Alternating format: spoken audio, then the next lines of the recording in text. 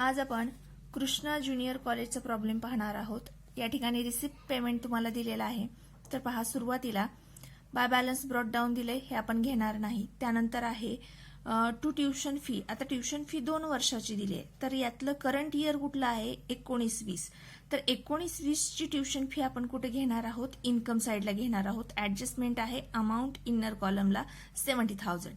त्यानंतर fine collected आहे, म्हणजे या ठिकाणी हे जे ज्युनियर कॉलेज आहे या ठिकाणी फाईन त्यांनी म्हणजे दंड आकारणी केलेला आहे आणि त्याचं कलेक्शन झालेलं आहे। मग हे इन्कम आहे कॉलेजचं, त्यामुळे इन्कम साइडला येणार अमाउंट आहे 4,000। त्यानंतर to interest on bank deposit. आता बँकेत आपण अमाउंट डिपॉझिटला ठेवलेली आहे आणि त्या डिपॉझिटवर आपल्याला इंटरेस्ट मिळालेला आहे। इन्कम आहे त्यामुळे इन्कमला येणार, पण याच्यावर सुद्धा ऍडजस्टमेंट आहे। मी ऍडजस्टमेंटला इथे टिक मार्क केले पहा। त्यानंतर to admission fee. Admission fee income आहे, इन्कमला घ्या, पण याच्यावर सुद्धा ऍडजस्टमेंट आहे अमाउंट इनरला। त्यानंतर to donation for prize fund. आता बघा, फक्त डोनेशन असेल तर इन्कमला येणार, पण एखाद्या विशिष्ट कारणासाठी म्हणजे स्पेसिफिक रिझनसाठी जर डोनेशन दिलेलं असेल तर ते डोनेशन आपली लॅबिलिटी असते आणि हे डोनेशन आहे प्राइज फंडचं। प्राइज फंडचं डोनेशन असल्यामुळे ही लॅबिलिटी आहे, बॅलन्स शीटच्या लॅबिलिटीला येणार। To donation for prize fund amount 90,000। Okay, next to government grant. आता गव्हर्नमेंट ग्रँट हे इन्कम साइडला नोंदवायचं आहे तुम्हाला, पण याच्यावर ऍडजस्टमेंट आहे अमाउंट इनरला। नोंदवताना इन्कमला नोंदवा, पण अमाउंट इनरला याच्यावर पण ऍडजस्टमेंट आहे। त्यानंतर पेमेंट साइड पहा। पेमेंट साइडला पहा, सुरुवातीला आहे बाय बँक ओव्हरड्राफ्ट आहेत। बँक ओव्हरड्राफ्ट आहेत हे पे केलेत, ह्याचं पेमेंट आहे बघा। पेमेंट साइडला आहे म्हणजे हे सगळे आयटम काय आहेत, पे केलेले आहेत, याचं सगळ्याचं पेमेंट झालेलं आहे। म्हणून या ठिकाणी हे बँक ओव्हरड्राफ्ट पे केलेले आहे, त्यामुळे हे कुठेही येणार नाहीत। त्यानंतर बाय सॅलरी टू टीचर्स। टीचर्सची सॅलरी आहे, एक्सपेन्सेस आहे, एक्सपेंडिचरला घ्या, पण याच्यावर ऍडजस्टमेंट आहे अमाउंट इनरला।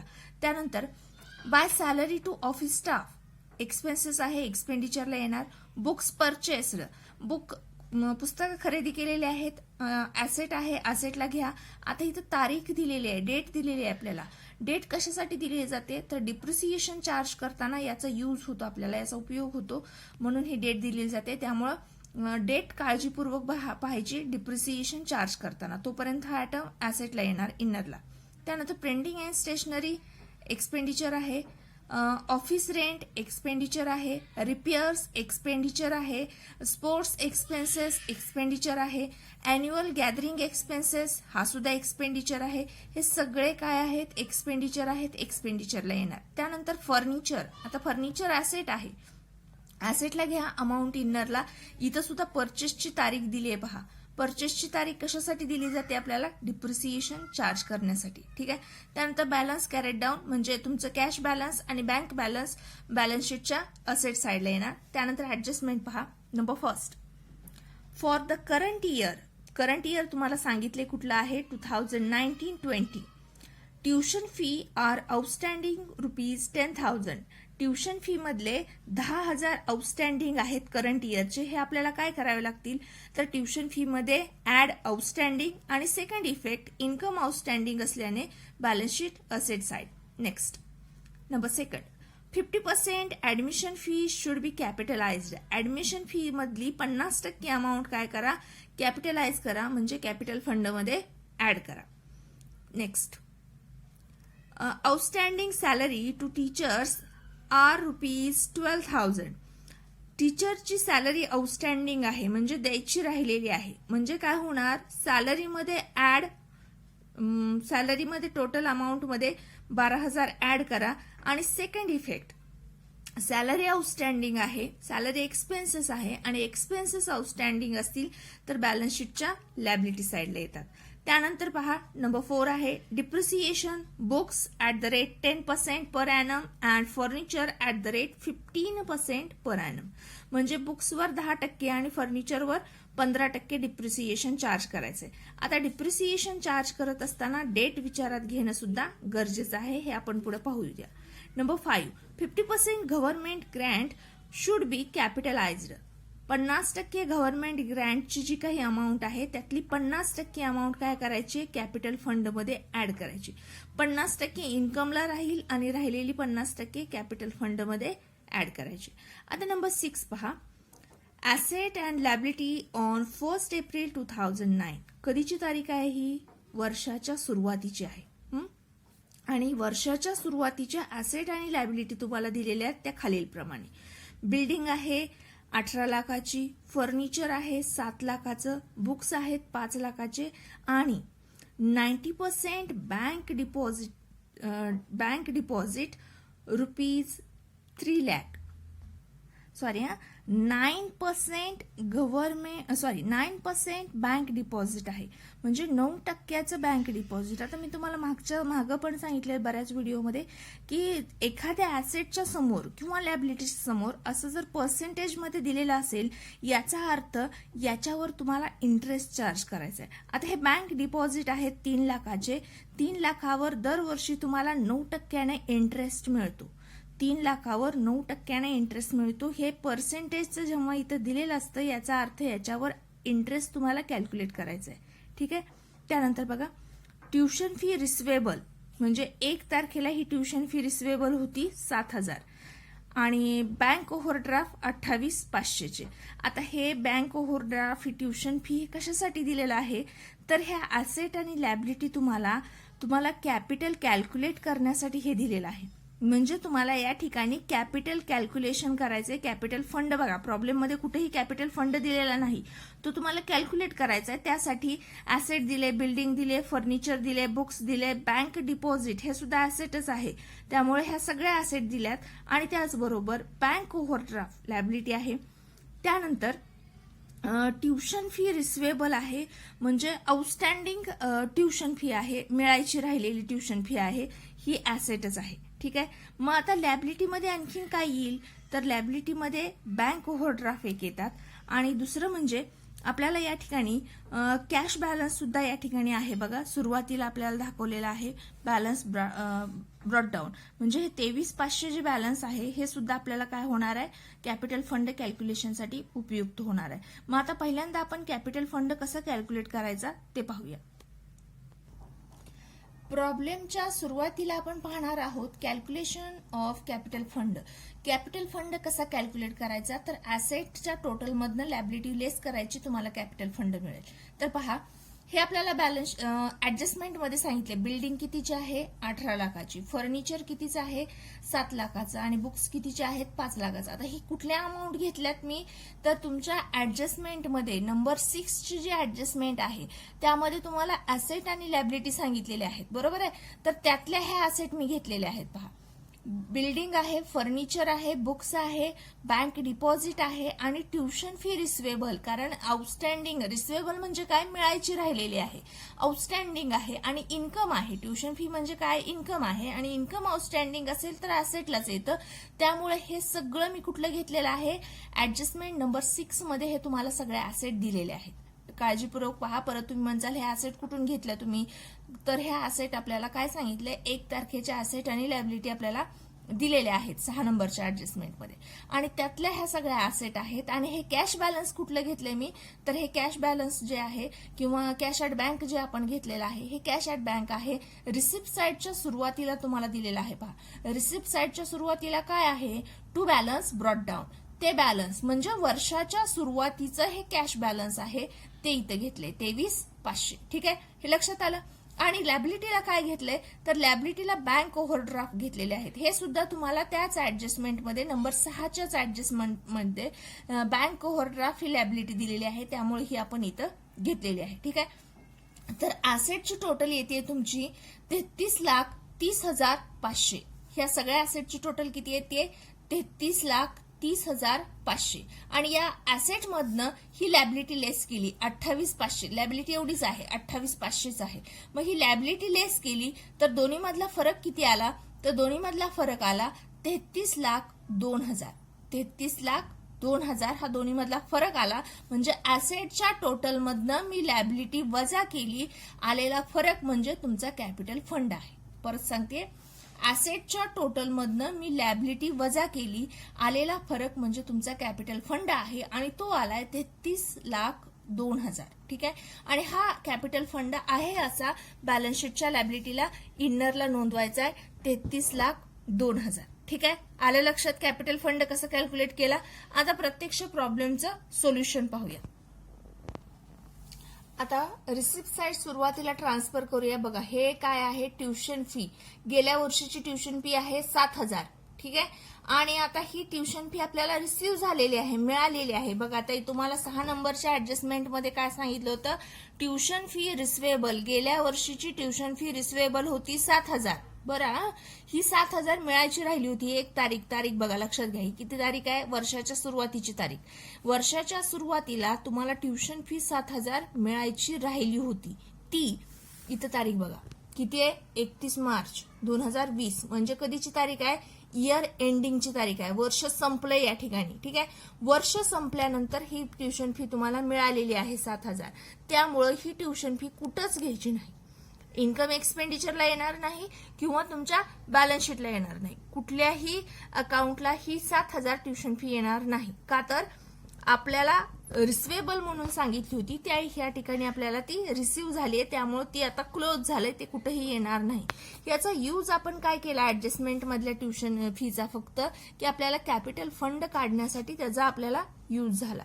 त्यानंतर आता हे करंट इयरची ट्युशन फी आहे. ही करंट इयरची ट्युशन फी तुमच्या इन्कम साइडला घेतली आहे 70,000. ऍडजस्टमेंट असल्यामुळे अमाऊंट इनर कॉलमला इथं पहा 70,000. त्यानंतर आहे फाईन कलेक्टेड 4,000 घेतलेला आहे. त्यानंतर इंटरेस्ट ऑन बँक डिपॉझिट इन्कमलाच घेतलेला आहे आणि अमाऊंट इनरला घेतली आहे का तर ऍडजस्टमेंट आहे.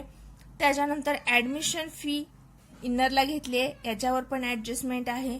त्याच्यानंतर donation for prize fund. Donation for prize fund ही तुमची लॅबिलिटी आहे. पहा या ठिकाणी donation for prize fund 90,000 liability आहे. का तर ठराविक कारणासाठी जेव्हा डोनेशन असतं तेव्हा ती लॅबिलिटी असते, लॅबिलिटीला घ्या. त्यानंतर गव्हर्नमेंट ग्रँट आहे. गव्हर्नमेंट ग्रँट जे आहे त्याच्यावर पण ऍडजस्टमेंट आहे, अमाऊंट इनरला घेतलेली आहे. ठीक आहे. तुमची रिसिप्ट साइड संपली. आता पेमेंट साइड. पेमेंट साइडच्या सुरुवातीला पहा बँक ओव्हरड्राफ्ट आहेत. बँक ओव्हरड्राफ्ट आहेत. बँक ओव्हरड्राफ्ट कितीचे पे केलेत तुम्ही, 28,500चे पेमेंट झालेलं आहे ह्याचं. त्यामुळे याची नोंद कुठेही करायची नाही. त्यानंतर सॅलरी. पहा सॅलरी, टीचर स्टाफची जी सॅलरी आहे त्याच्यावर ऍडजस्टमेंट आहे, अमाऊंट इनरला घेतली आहे 2 लाख. ठीक आहे. आणि ऑफिस स्टाफची सॅलरी 40,000 आहे, डायरेक्ट आउटरला घेतली आहे. त्यानंतर आहे बुक्स परचेस केलेत. बुक्स परचेस केलेत ऍसेटला घ्या. ऍसेट आहे तुमची बुक्स, अमाऊंट किती आहे 60,000. त्याच्यानंतर printing and stationery. Printing and stationery amount आहे 7,000. त्यानंतर प्रिंटिंग स्टेशनरीच्या नंतर ऑफिस रेंट आहे 6,000, एक्सपेंडिचरच आहे. रिपेअर्सचा खर्च आहे 3,000, एक्सपेंडिचरच आहे. त्यानंतर स्पोर्ट्स एक्सपेन्सेस एक्सपेंडिचर आहे 1,500. त्यानंतर अॅन्युअल गॅदरिंग एक्सपेन्सेस एक्सपेंडिचर आहे 12,000. याच्यानंतर फर्निचर परचेस केले. फर्निचर परचेस केले ऍसेट आहे आपली, ऍसेटला घेतलं फर्निचर 40,000चं. ठीक आहे. आणि त्यानंतर कॅश बॅलन्स आणि बँक बॅलन्स मी दोन्हीची टोटल कुठे घेतली आहे, आउटरला घेतली आहे 7,000. आता प्रत्यक्ष ऍडजस्टमेंट सोडूया. तर नंबर फर्स्टची ऍडजस्टमेंट आहे for the current year tuition fee are outstanding. चालू वर्षीची ट्युशन फी 10,000 आउटस्टँडिंग आहे. आउटस्टँडिंग म्हटलं का काय होणार, फर्स्ट म्हणजे त्या आयटम मध्ये ऍड. तर आपण ट्युशन फी मध्ये ऍड केले. पहिली 70,000 होती, आउटस्टँडिंग 10,000, टोटल झाली 80,000. ठीक आहे. आणि आता second effect, tuition fee income आहे आणि इन्कम आउटस्टँडिंग असेल तर ऍसेट साइडला या ठिकाणी पहा outstanding tuition fee amount 10,000. Outstanding tuition fee amount 10,000. त्यानंतर सेकंड ऍडजस्टमेंट आहे 50% ऍडमिशन फी कॅपिटलाइज्ड. ऍडमिशन फीच्या 50% अमाऊंट ऍडमिशन फी आहे 12,000ची, त्याच्या 50% आले 6,000. मग 50% कॅपिटलाइज करा म्हणजे कॅपिटल फंडला ऍड करा आणि राहिलेले 50% आहे असे इन्कमला ठेवायचे. मग आपण काय केलं, ऍडमिशन फी मधनं 50% अमाऊंट काय केली, लेस केली आणि राहिलेली अमाऊंट आहे अशी इन्कमला लिहिलेली आहे आणि जी लेस केलेली आहे ती अमाऊंट कुठे घेतली आपण, कॅपिटल फंड मध्ये घेतली. इथं पहा, add 50% admission fee amount 6,000. Okay. त्यानंतर नंबर 3, आउटस्टँडिंग सॅलरी आहे. पहा, टीचरची सॅलरी आहे 12,000 आहे. पहिली सॅलरी होती 2 लाख, आउटस्टँडिंग ऍड करायचे. 2 लाखामध्ये 12 ऍड केले, 2,12,000 सॅलरी झाली टीचरची. आता 12,000 हे जे आउटस्टँडिंग आहे, आता सॅलरी काय आहे तुमचा, एक्सपेन्सेस आहे आणि एक्सपेन्सेस आउटस्टँडिंग असेल तर कुठे येणार, लायबिलिटीला. त्यामुळे या ठिकाणी आउटस्टँडिंग सॅलरी अमाऊंट 12,000. ठीक आहे. आता याच्यानंतर डिप्रिसिएशन आहे बघा, बुक्सवर आणि फर्निचरवर. ठीक आहे. तर पहिल्यांदा बुक्सवर पाहूया आपण. तर बुक्स बघा, 2 प्रकारचे बुक्स आहेत. तुम्हाला या ठिकाणी वर्किंग नोटमध्ये तुम्हाला दाखवते मी. बुक्स. ठीक आहे. आता हे बुक्स कधीचे आहेत, 5 लाखाचे वर्षाच्या सुरुवातीचे, म्हणजे 1/4/2019 हे 5 लाखाचे बुक्स आहेत. आणि त्यानंतर मध्यंतरीच्या काळात परत आपण 60,000चे बुक्स परचेस केले. ते कधी परचेस केले ही तारीख दिली आपल्याला, 1/7/2019. ठीक आहे. आणि डिप्रिसिएशन किती त्या काढायचंय, 10%. मग 5 लाखावर 10% डिप्रिसिएशन किती आलं, 50,000. हे बुक्स कधीच आहे, हे पहिल्यांदा खरेदी किंवा आपण ह्याला फर्स्ट बुक्स म्हणूया आणि हे असतील तुमचे सेकंड बुक्स. ठीक आहे. हे फर्स्ट बुक आहे, हे सेकंड बुक्स आहेत. फर्स्ट बुकचं डिप्रिसिएशन काढलं आपण 50,000. सेकंड बुकचं डिप्रिसिएशन काढलं 6,000. कसं काढलं तर 10%, 60,000वर 10% किती आलं, 6,000 आलं. मग 6,000 कसं आहे तर 12 महिन्याचा आहे. मग बुक्सचा यूज आपण 12 महिने केला का, हे जे 60,000चे आपण बुक्स परचेस केलेले आहेत हे आपण 12 महिने यूज केलेत का, तर नाही. हे बुक्स कधी परचेस केले आपण, तर हे बुक्स आपण जुलैमध्ये परचेस केले. 7 आहे, 1/7 म्हणजे काय तर जुलैची सुरुवात आहे. मग July, August, September, October, November, December आणि परत जानेवारी, फेब्रुवारी, मार्च, का तर 31 मार्चला आपलं इयर संपतं. मग किती महिने झाले कॅल्क्युलेट करा, तर महिने किती होतात, 9. मग आता 6,000 12 महिन्याचा आहे तर 9 महिन्याचं किती, मग काय करणार, 6,000 गुणिले 9/12. ठीक आहे. 12 भाग घातला मी तर किती आली अमाऊंट आपल्या डिप्रिसिएशनची, तर 4,500. 9 महिन्याचं डिप्रिसिएशन किती आलं, 4,500.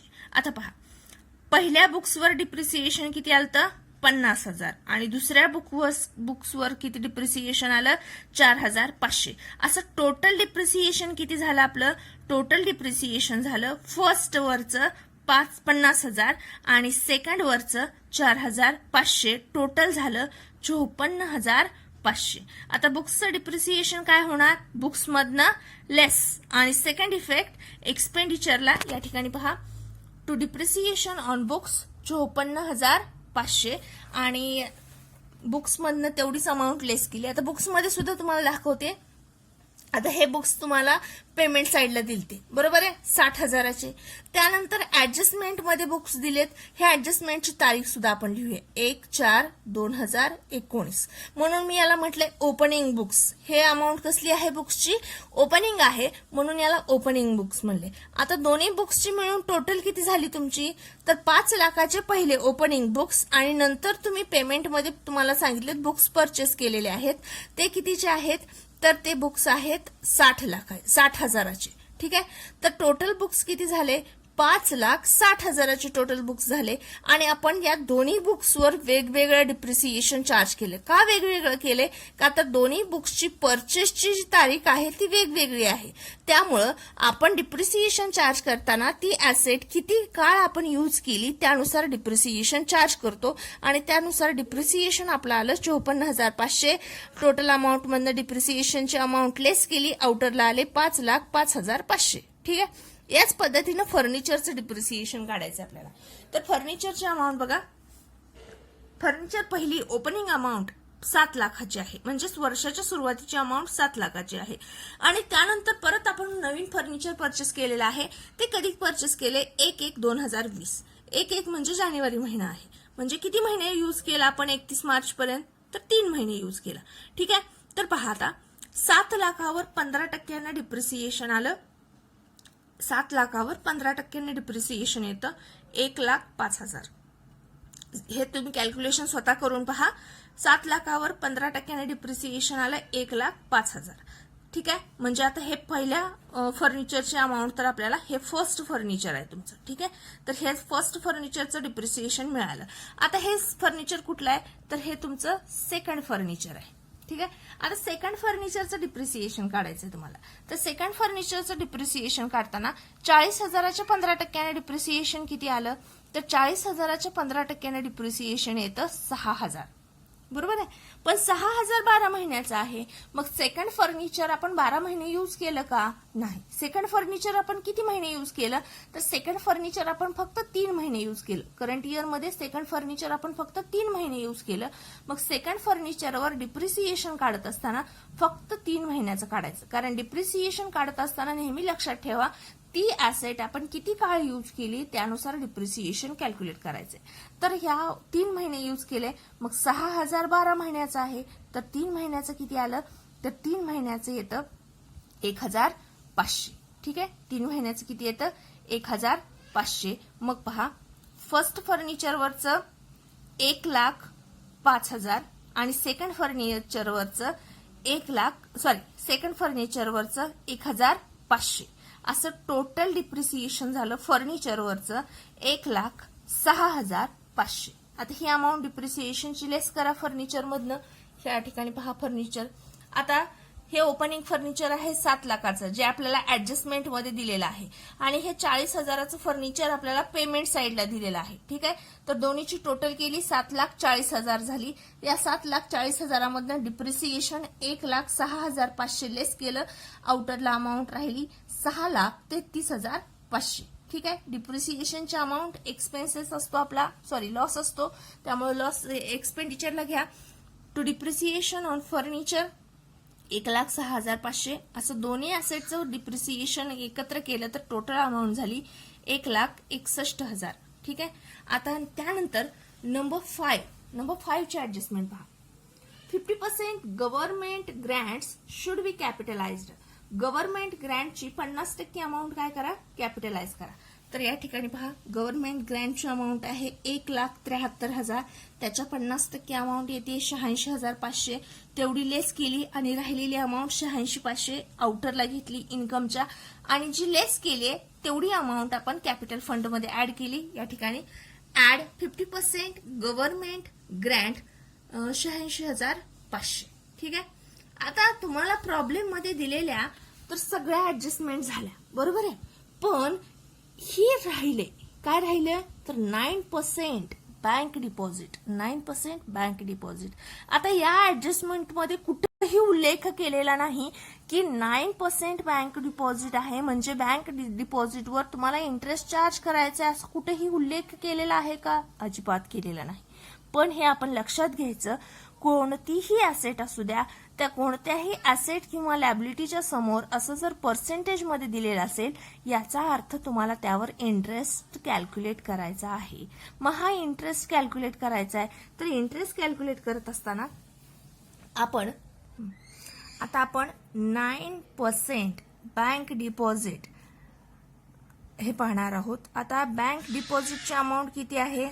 3 लाखाची आहे. तर बघा, 3 लाखावर 9% इंटरेस्ट किती येतो? तर 3 लाखावर 9% इंटरेस्ट काढला तर येतो किती? 27,000. बरोबर आहे. 3 लाखावर 9% इंटरेस्ट येतो 27,000. पण हा टोटली 27,000 आपल्याला मिळायचा राहिलाय का? तर नाही. तर आपल्याला प्रॉब्लेम मध्ये इथं पहा, interest on bank deposit. Interest on bank deposit किती मिळालाय? 25,500. म्हणजे 25,500 मिळालेले आहेत. बरोबर आहे. 25,500 रिसीव्ह झालेले आहेत. पण ऍक्च्युअली आपल्याला मिळायला किती पाहिजे होते? 27,000. मग 27 मधनं 25,500 आपण लेस करू का? तर हे काय झाले? तुम्हाला रिसीव्ह झाले. बरोबर आहे, रिसिव्ह झालंय त्यामुळे आपण हे काय केली, अमाऊंट ह्याच्यामधनं लेस केली. तर लेस केल्यानंतर अमाऊंट किती राहतेय, तर लेस केल्यानंतर अमाऊंट राहते 1500. म्हणजे 1500 इंटरेस्ट तुम्हाला काय राहिलाय, मिळायचा राहिलाय, म्हणजेच तो आउटस्टँडिंग आहे. ठीक आहे, बघा कसा काढला, तर 3 लाखावर 9% इंटरेस्ट येतो 27,000. बरोबर आहे. पण आपल्याला रिसिप्ट साइडला अगोदरच सांगितलेलं आहे की 25,500 बँक डिपॉझिटवरचा इंटरेस्ट रिसिव्ह झालेला आहे. मग 27 मिळायला पाहिजे होता, पण मिळालाय किती, 25,500. म्हणजेच आउटस्टँडिंग आणखीन मिळायचा किती राहिलाय, तर 1,500 मिळायचा राहिलाय, तो आउटस्टँडिंग आहे. आणि तेवढाच आपल्याला ऍड करायचा आहे. कशात ऍड करायचा आहे, तर बँक डिपॉझिटमध्ये, म्हणजे बॅलन्स शीटच्या असेट साइडला. या ठिकाणी पहा 9% बँक डिपॉझिट आहे 3 लाखाचं, त्याच्यामध्ये आउटस्टँडिंग, जेवढा आउटस्टँडिंग आहे तेवढाच ऍड करा. किती आहे, तर 1,500 तेवढाच ऍड केलेला आहे. म्हणजे 3 लाखामध्ये 1,500 ऍड केलं, टोटल बँक डिपॉझिट आता किती झालं, 3,01,500. ठीक आहे, आणि हा जो आउटस्टँडिंग इंटरेस्ट आहे हा इन्कम साइडला नोंदवा. या ठिकाणी तुमचा पहिला इंटरेस्ट आहे बघा, इंटरेस्ट ऑन बँक डिपॉझिट. ठीक आहे, इंटरेस्ट ऑन बँक डिपॉझिट. तर ऍड करा, ऍड आउटस्टँडिंग इंटरेस्ट 1,500, मग टोटल इंटरेस्ट किती झाला, 27,000. येते लक्षात. जरी लक्षात नाही आलं तरी व्हिडिओ रिपीट करून पहा, म्हणजे आणखीन डीपमध्ये लक्षात येईल. तर अशा पद्धतीनं हा प्रॉब्लेम आपण सोडवलेला आहे पूर्णपणे. तर हा थोडासा मोठा झालाय प्रॉब्लेम, कारण ऍडजस्टमेंट थोड्याशा जास्त होत्या. आणि आणखीन एक गोष्ट, पुस्तकामध्ये बऱ्याच मिस्टेक आहेत. ठीक आहे, त्यामुळं तुम्ही स्वतः सोडवा, म्हणजे तुम्हाला त्या मिस्टेक लगेच लक्षात येतील. तर इथं बघा, इन्कम एक्सपेंडिचर जास्त आहेत या ठिकाणी. एक्सपेंडिचरची टोटल येते 4,42,500, त्यामधनं इन्कम लेस केला. आणि या ठिकाणी एक्सपेन्सेस जर जास्त असतील, एक्सपेंडिचर जर जास्त असेल तर डेफिसिट येतं. या ठिकाणी डेफिसिट आहे 2,39,000. ठीक आहे, डेफिसिट काय करतो आपण, तर कॅपिटल फंड मधनं लेस केलं जातं. तर पहा, तुमचा इथं कॅपिटल फंड आहे, सुरुवातीचा फंड होता 33,02,000चा, त्यामध्ये ऍडमिशन फी आणि गव्हर्नमेंट ग्रँट आपण ऍड केलं, आणि टोटल अमाऊंट किती झाली, तर टोटल अमाऊंट झाली 33,94,500. आणि या 33,94,500 मधनं डेफिसिट लेस केले 2,39,000चं. ठीक आहे, तर आउटरला अमाऊंट किती झाली, तर आउटरला अमाऊंट झाली 31,55,500. 31,55,500. आणि बॅलन्स शीट क्लोज होतीये 32,57,500. 32,57,500. आता मी तुम्हाला एक मिस्टेक दाखवते पुस्तकातली, पहा. या ठिकाणी ही वजाबाकी केली आहे. ठीक आहे, वजाबाकी केली आहे. इथं 500 घेतलं का त्यांनी, इथं 500 आलेलं नाही. आणि दुसरी गोष्ट म्हणजे या ठिकाणी 500 घेतले, म्हणजे पहा इथलं कॅल्क्युलेशन चुकलंय, पण इथं मेळ घातलेला आहे. ठीक आहे, म्हणजे अशा बऱ्याच मिस्टेक आहेत. तुम्ही स्वतः शोधा, म्हणजे तुम्हाला समजेल, आणि त्याचबरोबर तुम्हाला प्रॉब्लेम सुद्धा आणखी जास्त चांगला समजेल. ठीक आहे, तर स्वतः प्रॉब्लेम हा सोडवा.